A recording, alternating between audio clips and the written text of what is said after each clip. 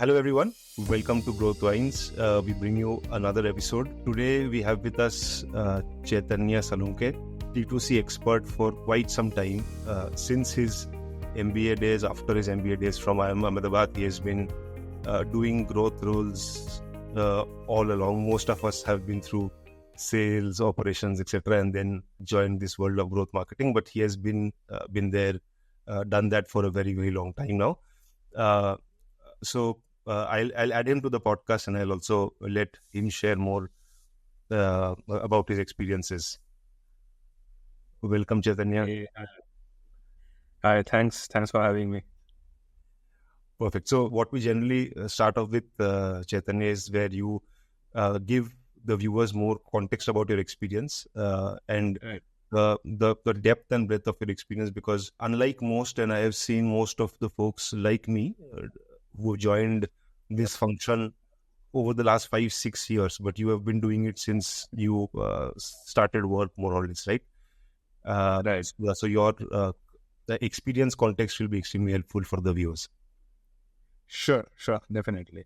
Yeah, so, you're right about that.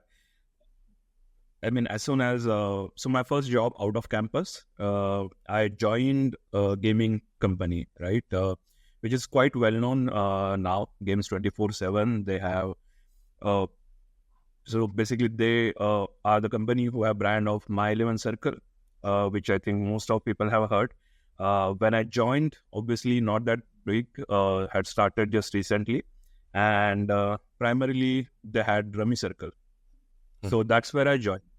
And as a startup and in a gaming sector, which is quite new in India at that point of time, focus was on performance marketing.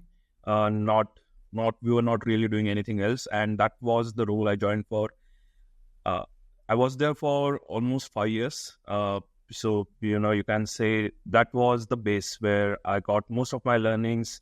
That's where I built on my all of my growth and performance marketing knowledge, and which then I applied later in my career. So I was, for a long time, I was in gaming sector. So after Games 24/7, I was in another gaming company called Sacha Gaming. They had a brand, Khel Play Rummy. And so, total of about 7 years of gaming experience, you can say. Nice. 7, slightly less. Post that, I joined Oyo, where I met you. So unfortunately, that was a very short term that I was in Oyo. Yeah. And then I was in Samsung until recently. So, that is something have been my driving factor. I like to learn, I like to explore, and which is why the shift from gaming to e-commerce, D2C. I'd say I'm quite lucky to move into D2C at right point of time. So, as in nowadays, D2C has become the new buzzword word.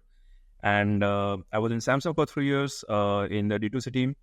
Now I have joined Nat Habit, which is in personal care, and I'm leading D2C over there. So that has Perfect. been my journey. Perfect.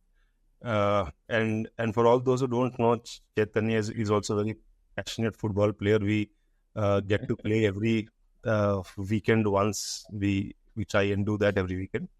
And like every game, he was around 2 to 3 minutes late exactly to this podcast as well. Perfect. Let's then start, Chet. Yeah. So as you said, you have a very diverse experience where most of it is in the games app growth space, and then also a large part of it is in the electronics e-commerce space as well. You also Right. experienced a bit of hospitality, a bit of beauty, wellness, etc. as well, and now you are at Nat Habit, right? Yes. So talk to us about your overall experience in terms of what are the cross learnings which you had across these companies. What are the mental frameworks which kind of gotten built over time? What are some of the myths which you see floating around today, which you would love to bust, right? So it's actually an open platform of sorts where you get to kind of synthesize all that you have experienced and learned over the last 12, 13 years, and you get to share. And what have been your key takeaways from this, and which you would want to share with our viewers? Sure, definitely.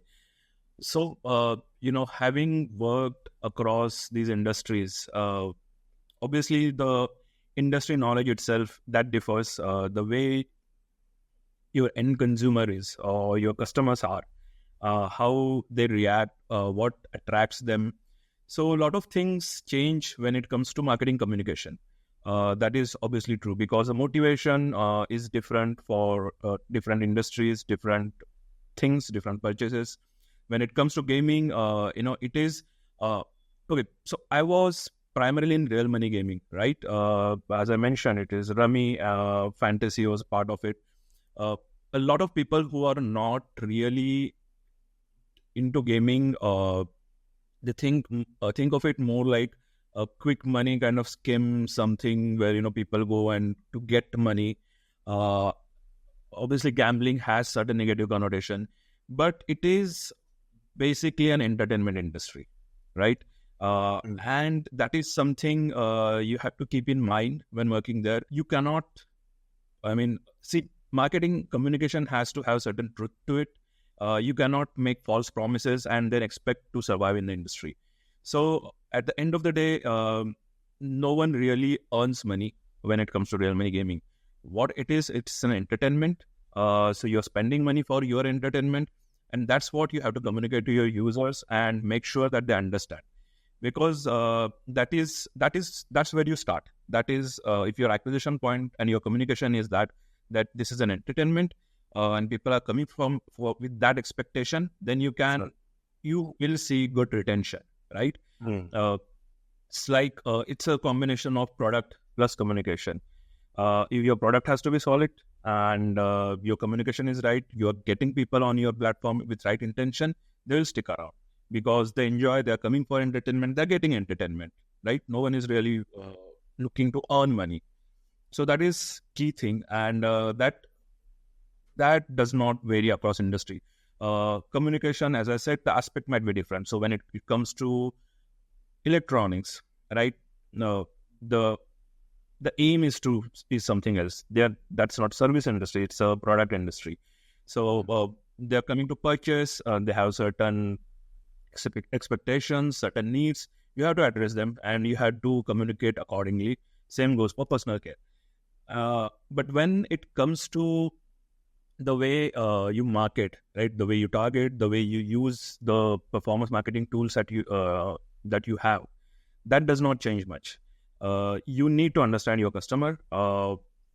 You need to understand what are they looking for, what really ticks for them. You have to identify what is the best way you can personalize the messages for them. So that is something. May it be Google, may it be Meta, may it be programmatic, whatever you're doing, right? Obviously, we'll touch upon. So, I guess your users are well aware of these tools and what junctures they are used, and I guess we'll also touch upon that. But so all of these tools remain common. Obviously, there are some certain nuances to each of these. Like shopping ads, you can only do for products, and that is not possible for servicing. Service industry, you have a certain different approaches. So that is something, again, it's common as well as certain differences within the industries. And after all of this, how well, you understand your user, that is something. So that is a challenge I faced because of, different industries. You have certain initial period where you have to learn who are your consumers, what do they think, how do they think, and how to build basically the aspects of your communication, how to build trust, how to build trust in brand, which is especially true for any startup. We see nowadays there are so many startups, so many D2C brands. It's hard to decide, which is the genuine brand or which is whatever the communication is being done, is it genuine or not, and should I go and buy from them? So that is a challenge as a marketer. How do you build that trust? That is something I would say, I learned early because gaming had always had that connotation. How do you build trust? That is always a problem. So, and now even across D2C brands, that is something that rings true, that you have to build certain trust, you have to build your brand awareness. People need to know your brand, or at least believe in your brand to purchase from you. And at the end of the day, across industries, what I've seen, and which is true for Indian consumer, they are value conscious, right? No matter it's a which segment you are targeting, whether it's a premium, very premium luxury product, value not necessarily monetary, but it's a combination of your pricing plus product. They should feel that it justifies, as well as they are very conscious that they're getting the best price. That that haggling thing, it's kind of baked into our DNA.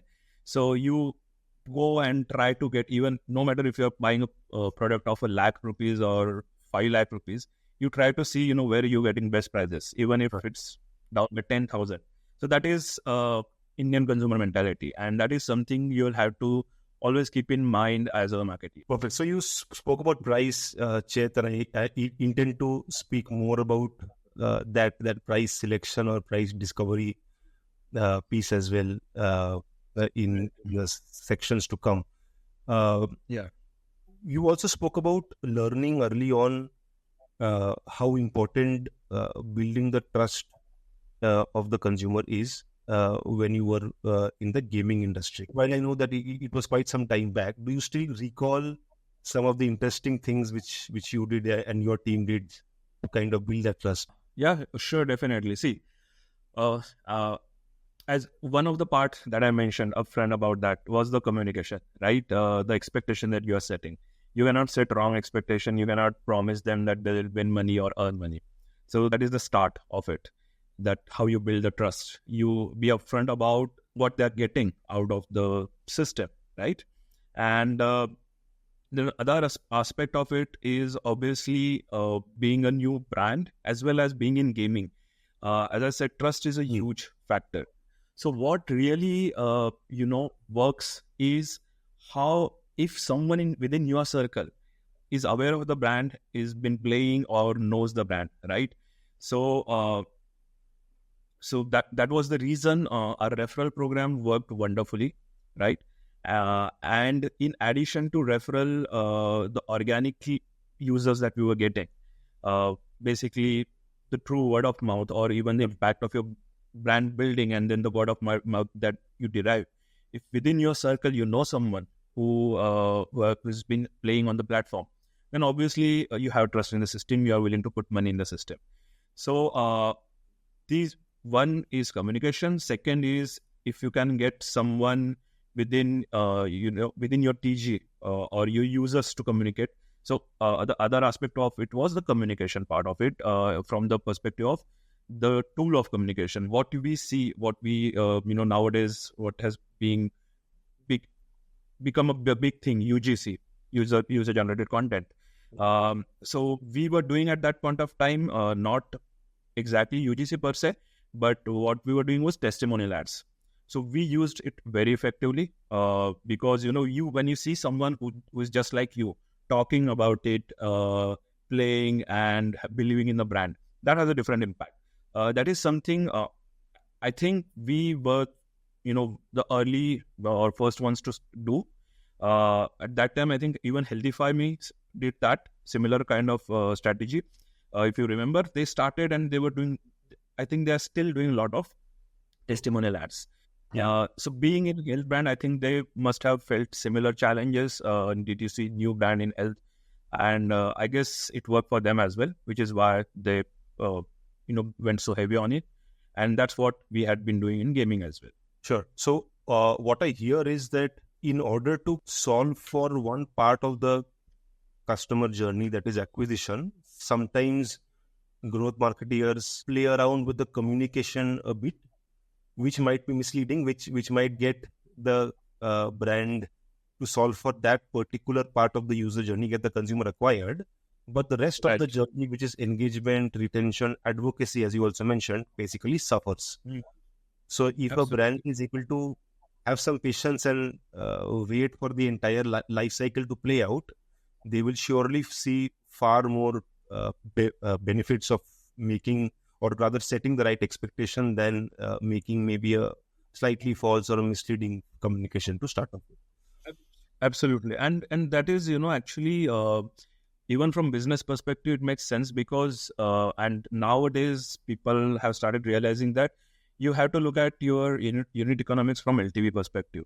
What is the lifetime value you are able to get from user? And if you're not able to, if you make false promises, even if you acquire thousands of users, you are, at the end of the day, you're going to end up losing them. And then your unit economics, your LTV is not going to make sense. So that is something, it aligns with your business objectives as well, especially when you're doing long-term business. Another thing I might have missed here, because, we started with at a very low scale. We started as a small startup. But for trust building, ultimately, your traditional marketing basics or principles apply. So brand awareness, building a brand also works. If you are able to build that kind of brand. So see, nowadays, anyone who is playing fantasy knows My 11 Circle, and they are willing to go and play and deposit money over there. Yes. The same case, if at the time when we started, if we had tried to get people to do that, they wouldn't have done it. While the company is the same, the organization is the same, the principles are same. So brand building works. Perfect. So what I aim to do is, Chaitanya, I am to divide the rest of the discussion into two parts. First part, we will go a bit deeper into your experience at Samsung. And then in the next part, we'll go deeper into your gaming industry experience. So at Samsung, Chet, how did you think about budget allocation between brand and performance? And I ask this question because this I have seen play out on several founders' minds or several business.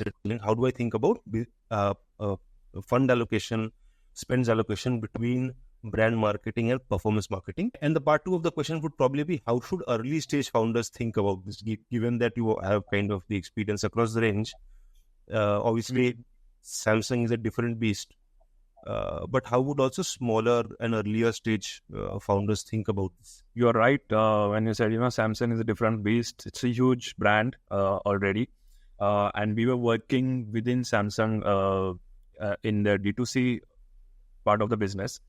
So there are certain similarities and differences. And while there are differences, the principles can still apply to early startups. So I'll just explain that. D2C within Samsung, when I joined, right, or maybe even now, you can look at it as an organization within organization. D2C in itself was kind of a startup within Samsung, right? We had just started. The focus was on, so like any startup, we had to build the business, have to drive traffic, how to acquire users, and ensure that, they're buying from our platform, the D2C platform. So in that terms, objectives do not differ much. Obviously, there was already a built-up brand. Samsung brand was there. So all you had to do was leverage that. That was something quite that is, while the brand itself was built and big, the idea of leveraging that, right, that does not change across. Even for early stage founders, the basic concept here is you have to grab low-hanging fruits as much as you can get out of your right, like the consumer that you can reach, which are very likely to convert for you. Basically the low-hanging fruits, that's where you have to start at. So that's what we have been doing at Samsung. Obviously there were in terms of quantity, that was quite high, but the approach was same. So, and that is the reason, especially when it came to D2C, it was primarily performance marketing when we started. So we were focused on, as I mentioned, we already had people who are in market, who are looking for Samsung products. All we had to do was reach out to them and get them to buy from D2C platform. And as I said, obviously, you had to give certain incentives. You have to showcase why it is better to buy from the D2C channel rather than any other channel. So that is something we had to keep doing. But when it comes to, so if I talk of Samsung as an overall brand, right, and not just D2C, and I talk about brand versus performance. So, you have to have a good mix of both. As I said, at the end of the day, see, the concept uh, is your basic marketing concept. There are multiple terms for it. I learned as AIDA model. There are different names and different ways people term it, but it's basically you have to identify stages where consumer is in, whether they're in awareness or interest or decision making or action stage, and accordingly then your targeting or the way you approach is changing. As a startup or as a founder, you, as I mentioned, lower hanging fruits, right? So you target intent users, those who are interested in product or interested in service, and those who are willing or moving towards action, and you try to cover as much of them as possible. At certain point of time, you're going to exhaust that, right? Because you're not really building the funnel, you're not building the top of the funnel, and that is where you have to think about going up the funnel. That is where you have to start thinking about building the brand, maybe generating awareness. While people may be in the system for buying certain products, if they're not aware of your brand, they're not going to go for you, no matter how much you spend on search or no matter how much you spend on your performance marketing, on shopping ads, on Meta. You will find your CTR going down after a certain point of time. You'll find your conversion rates getting poor, and that is where you have to think about building your brand awareness, so that first you enter into the decision metrics of the customers, and after that, basically people become aware of you and think of the brand positively. Think of the brand something that they can, they should check out, try out. So that's how you have to think about it. Got it. So is it fair to say, Chaitanya, that for early stage companies, they should probably start off with performance, and Definitely. whenever they see that they are getting diminishing returns with scale, is when they realize that probably the folks who are in the lower part of the funnel have been exhausted, and Right. It is time to kind of go up the funnel, as you mentioned. Yes, absolutely. So this actually brings me to a very important part of price parity, and I have experienced this at Oyo as well, where, because we used to sell or distribute Oyo rooms on our own app and our own website, Right. but we also have large partners like Booking.com or Goda, Make My Trip, where we distributed as well. And price parity was probably the single most important factor which affected conversion rates on our direct platforms. Yeah. Right? Yeah. For Samsung as well, which is a very large omni-channel play, right? You are selling Samsung phones everywhere. Right. Right? How do you think about price parity? How is it managed across channels? And with whom does the ownership lie? Because obviously there are other channel leaders and heads as well at Samsung. Right. And who kind of talks with all of these folks and ensures that there is a certain parity which is maintained? Right. Sure. So, you're absolutely right. Samsung is a whole another beast. When you think from that perspective, the sheer scale, the channels that are being used, right? And it's not very different from what you have experienced at Oyo. It is a big issue, and across channels we face it, and unfortunately there is no easy solution for this. I mean, there is no a magic wand that you can, or a certain process that you can ensure that this will happen. It is an uphill task. As you said, there are a lot of stakeholders involved, and especially in an organization like Samsung, where everyone is responsible for different parts of it. Everyone is looking to basically, improve their own business, their own KPI. Everyone has their own agendas. It's a very difficult thing. So at the end of the day, it boils down to people, how well you can get people aligned to your objective, or get everyone aligned and be on the same page. So, so see, there are two major things I can refer to. Major part of Samsung's omni-channel business, right? One way to divide them is offline and online. Samsung started offline, later on they moved into online and have been doing pretty well online as well. But at the end of the day, they started offline, right? And offline is huge channel for them. So, so there, what becomes is offline stakeholders, your distributors, they still hold a lot of power. They still, have a say in what pricing they're getting and what's happening offline versus online.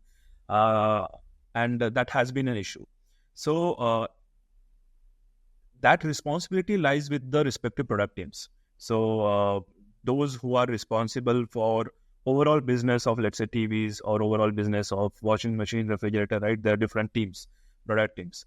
They are responsible for ensuring that, because ultimately at the end of the day, they are responsible for P&L. So it's their responsibility that across channels, they are trying to maximize things. And they ensure that there is certain price parity across channels. So they do not lose up on the channels which are important to them. And there are none of the stakeholders is really unhappy with the system that, they'd say that I don't want to be in the system. So that is one thing. Another way Samsung has tried to solve for this online versus offline price parity is there are different models available. So they have developed online exclusive models. To give you an example,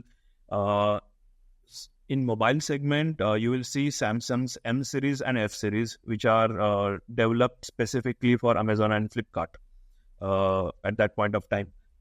And you have Samsung A series, which is primarily offline model. It's also available online, obviously, because online is something primarily for convenience and reach. So all of the models you'll see available on online platform, but A series is the only one which is available. A series and their flagship obviously available offline, and certain series are online exclusive, what we used to call, which is true for TV as well, and for a few other, pretty much in every category, there were certain models which are online exclusive. So that was one way they tried to resolve it. So there is no disorder.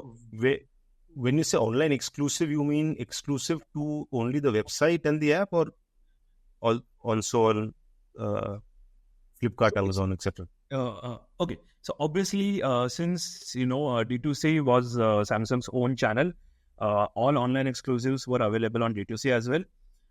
But additionally, so I think this is only for mobile segment, maybe mobile and tablets, where, as I mentioned, this developed M series, F series, which were exclusive to Amazon and Flipkart respectively. But for other categories, online exclusive was online exclusive across online, not necessarily just for Amazon or Flipkart. Just let's say for TV, etc., those are exclusive across all our online platforms. So that was one way they tried to address price parity in online versus offline. Obviously, for us, the challenge was the parity within online channels itself. And that, as I mentioned, was the difficult task.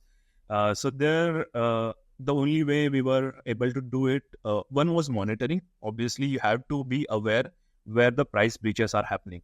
So, basically building tools or setting up a monitoring system where you're tracking prices across platform pretty much every day, because that affects sale drastically. And as I mentioned, right, at the beginning of this, Indian consumer is very price sensitive, or rather value sensitive, no matter at what stage of income they are. And it matters. They are going to check out 3 different platforms if it is available to them, and they are going to go and choose the one which provides them the best price, right? Even if it's a product worth 10 lakhs, it doesn't matter. They will do that. So that's why price parity becomes very crucial. And the only way, as I mentioned, first you set up your monitoring. And then after that, basically, there is human intervention needed where for us, it was the category manager who were responsible for a particular category and overall business of that category, who would go to their counterpart in Amazon and Flipkarts, and as well as product team, which kind of, you can imagine sits on top of it, because they are responsible for the product sale across channels, and try to ensure that price parity is maintained. Obviously, there are challenges where, Amazon, Flipkart, a lot of time do dynamic couponing. So, I mean, there is, even these guys, the account managers don't have any control over that, because Amazon is, I mean, both of these huge marketplaces, they are trying to do a lot of personalization. So, sometimes the prices that you will see, right, the kind of coupon that you get is not necessarily applicable across to everyone. So there's a lot of personalization that is also being done at Amazon's end. So that is something then we try to counter with similar kind of model that, we also have dynamic couponing. We try to get the lowest price across e-commerce platform and we match that price. That is something, you have to have a combination of human plus tech intervention, where you have to ensure that, you have to align teams that we are going to do that, and you should be okay with it. And then you have your tech intervention where you scrape the prices across platforms and then you match the lowest price. But as I said, it all depends on ultimately on the people who are responsible for overall product sales or overall sales. And you can only get it done if you can get everybody aligned. Sure. We both laughed because we know how difficult it is to align stakeholders to get this done. We spoke about Chaitanya, about different channels and on D2C to be a channel. And obviously there is a lot of cannibalization between all of this. Yeah. Now, if we zoom in and focus only on D2C, right? Even within that, there are acquisition channels which cannibalize amongst themselves, right? And Samsung being such a huge brand, there'll be a lot of searches happening specifically for Samsung brand or Samsung products. Right. So your SEO will cannibalize or rather compete against your search paid say. Yeah. Every paid ads shopping ads as well. So every Google campaign product which is there will compete against each other as well as with SEO. Then Google will compete against Meta, etc., right? So what is the framework or the thought process or the mindset which you use at Samsung to tackle this and move towards a space where you had the maximum possible or the most optimum ROI, right? How did you it's obviously very tough to reach there, but how did you move towards that? Right. Okay. See, so if we are talking about cannibalization within acquisition channels, right? I think that is true across all industries. And the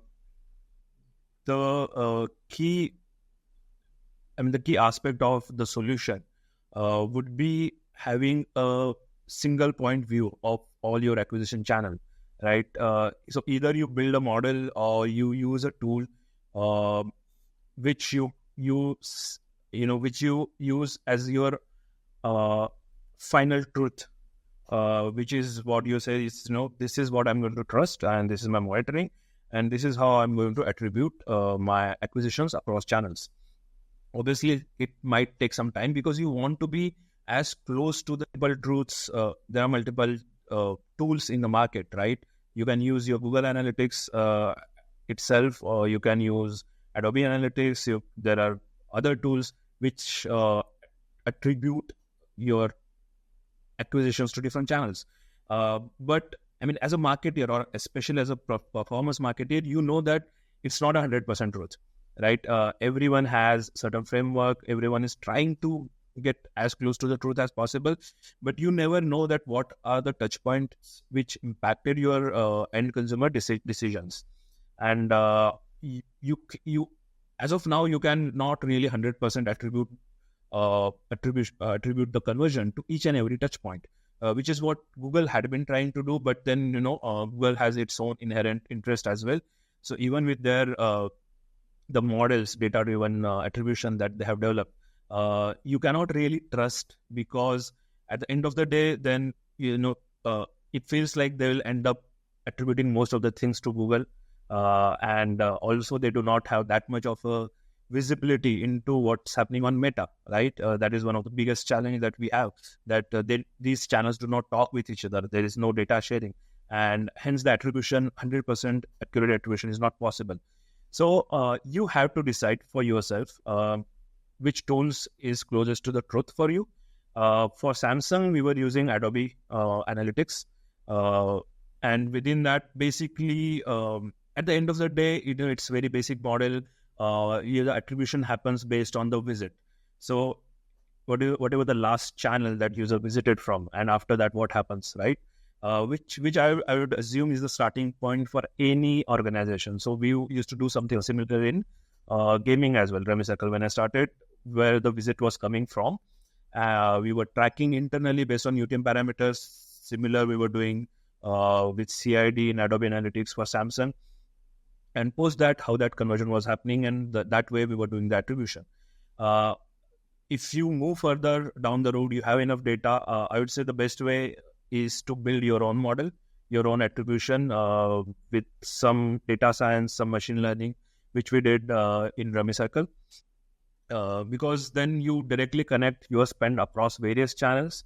What is your media mix to what kind of conversions, what kind of acquisitions you are getting. And you'll have much better predictability. While it's not a direct tracking as such, with that model, you can, with certainty, you can say that, where should I spend to get maximum impact. In absence of that, as I said, right, most of the people go back to last click visit, which I think is decent model. Also, obviously, you have to ensure that you have one tool or one way of tracking it across the channel. Now, after all of this, what for Samsung especially, what we have seen, and as I touched upon it, right, we were Samsung itself is a huge brand. As you mentioned, people are already searching for Samsung. So we had, you can say, the bottom of the funnel itself was pretty big for us, and that's where we were targeting. And when it comes to the user who are in market for buying your product, right? Yes. I believe right now Google has the best channel, especially for direct to the brand, I would say, right? I'm saying direct to brand because nowadays D2C people use for Amazon and Flipkart as well. If your brand is there for marketplaces as well, they're using. But I'm specifically referring to direct to brand. For that, Google is the best channel you have at your disposal.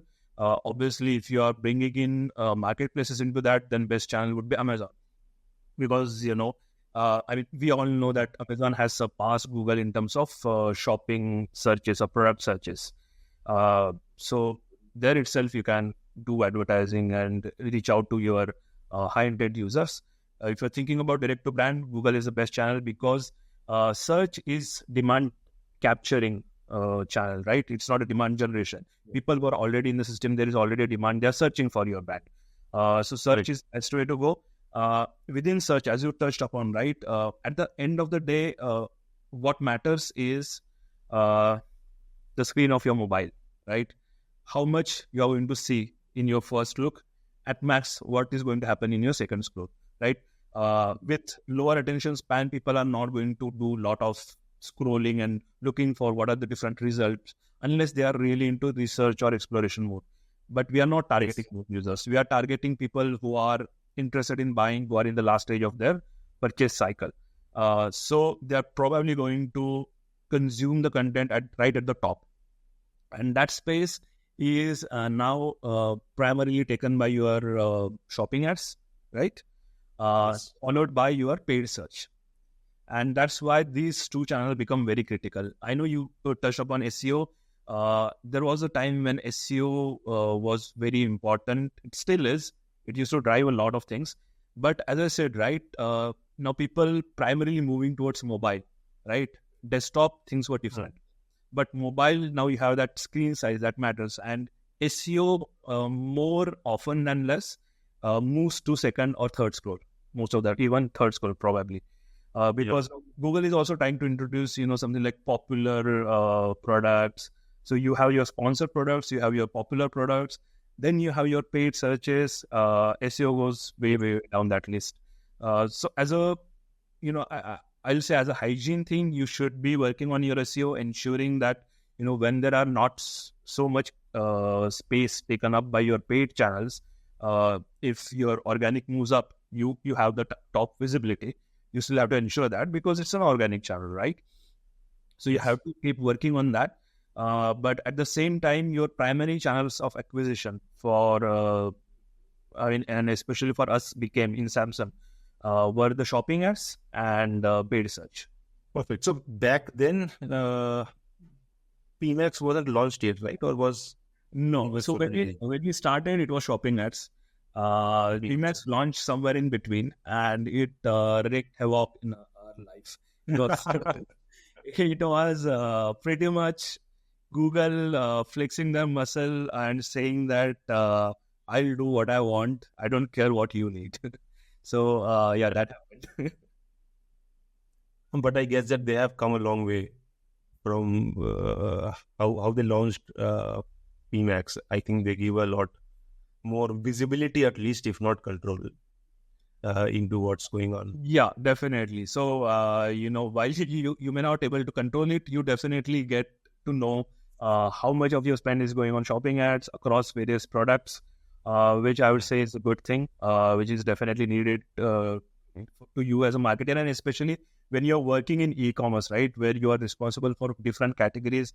Each category has a different budget, different targets. Yes. It's necessary for you to be able to say that, this much of my spend is going to this category. At least I should be able to do that. And there are ways to take back the controls. Google does not advise it, but, at the end of the day, there are a lot of things.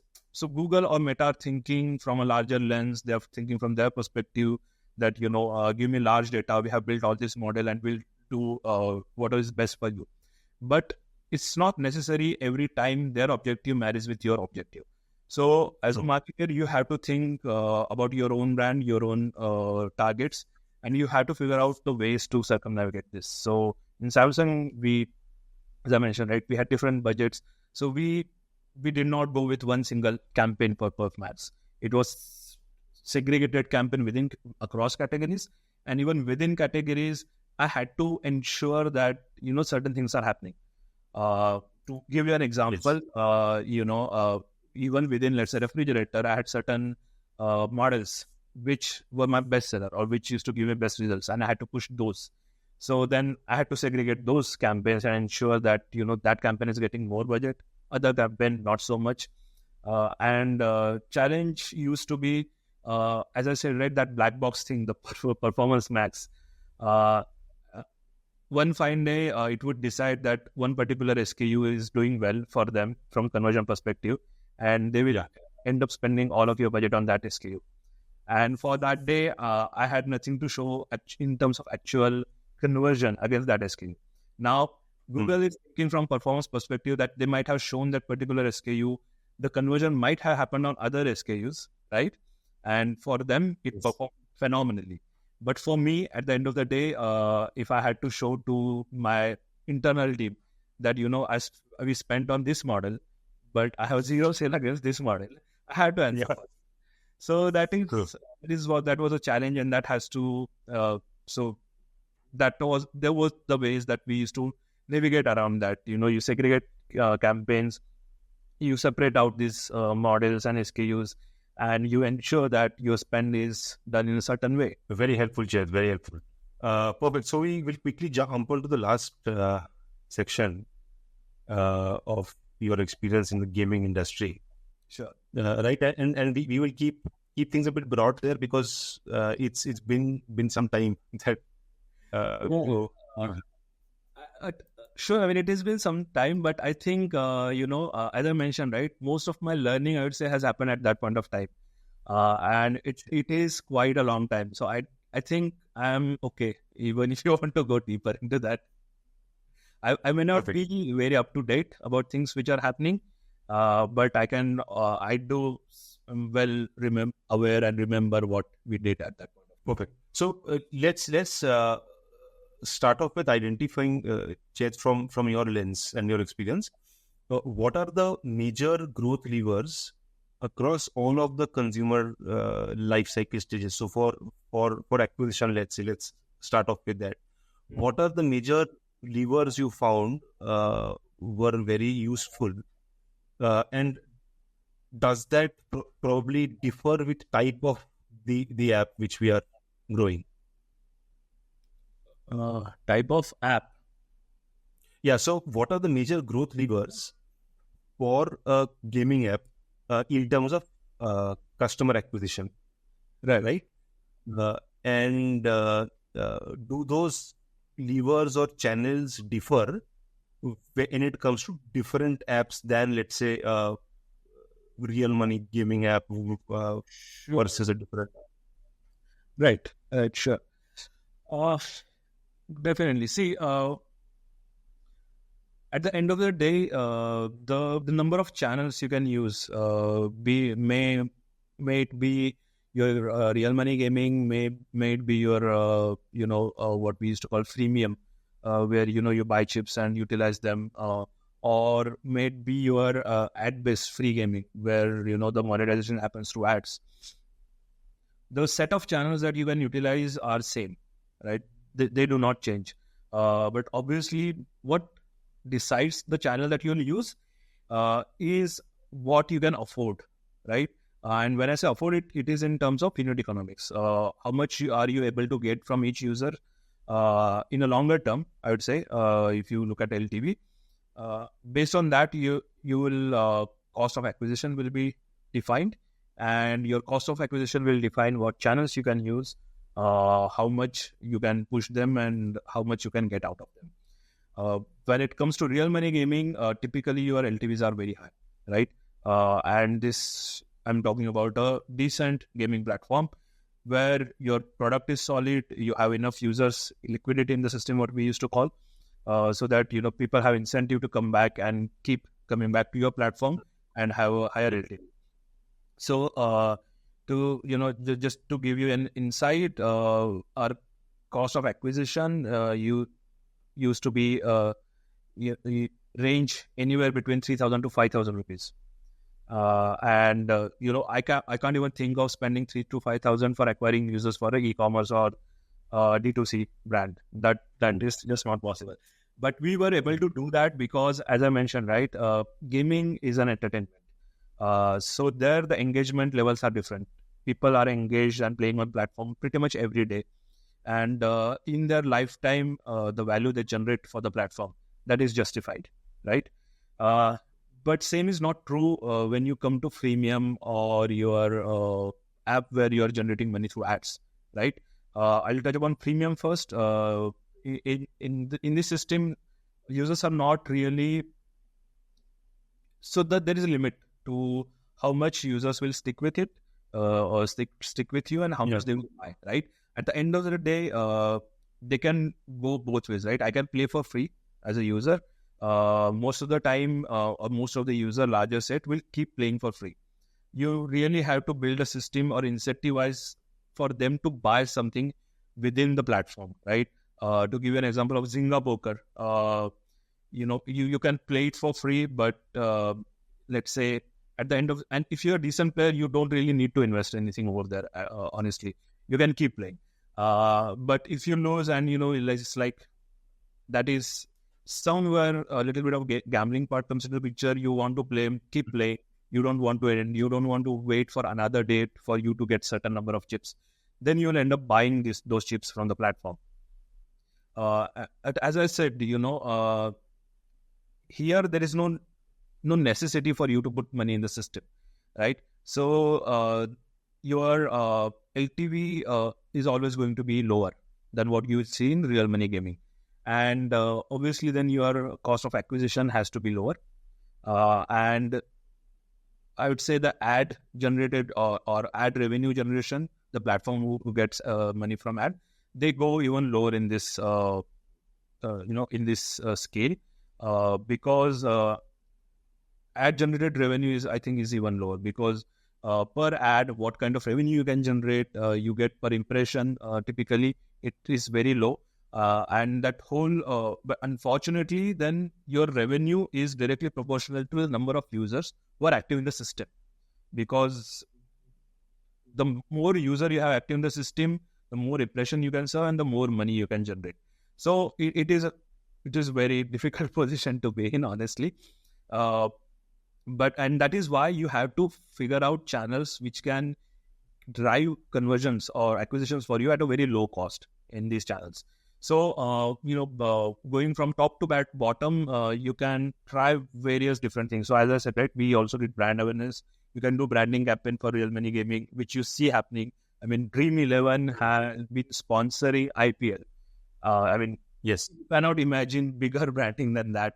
You can imagine the sheer scale of money they are willing to spend on branding. And they can do that because they're in real money segment. If you move down to the level of freemium, you will, to give an example, Candy Crush or your Zynga Poker, right? All of these games where user do spend money to get something out of the system, you can still go. It will depend. So you have to build that scale, which is going to take time. So your initial phase, you will primarily rely on Google and Facebook, Meta, right? Basically, now with video consumption, video has become very effective. Your short videos have become very effective mode of communication, and which is where, if you go out of India, TikTok is the biggest channel you'll see. Within India, since TikTok is banned, it's Insta, right? Because Reels have become very big. Insta and YouTube Short is something you can utilize to target users. What for a gaming user, what really attracts? So within video, you can show all the elements, how the game actually looks. That is something of a, I would say, big hook for the gaming user. Other portion of it is giving them the actual test, which is happening. I mean, if you have come across any of the gaming ads, right? In the past, we used to have HTML5 where we used to build up something, and I think it's still in HTML5 technology. I cannot give you, that I cannot tell you, unfortunately. But basically, you are able to play and experience certain element of the game for yourself, and that can hook a user. So that is something that you can use across the platforms. When I say across the type of game that you're advertising for, platform, obviously it will differ, but primarily I think when it comes to promoting app, USC is still your best bet on Google, and there you can try out these different formats. May it be video, may it be giving them test of your gaming elements, right? So you have your Insta Reels and USC. I would say those are the biggest platform you can utilize for most of your games, whichever platform, whichever stage they are in. Obviously, if you go down towards the apps which are primarily monetizing or generating revenue out of ads, for them this might be difficult or more expensive, because Insta not really cheap channel. It is expensive because pretty much everybody is over there, right? And then that inventory becomes expensive. So I'd say the most effective channel for them then becomes affiliates, right? Basically, where they have, or they already have a certain understanding. They have been working with different gaming apps. They have those, targeting and databases ready with them.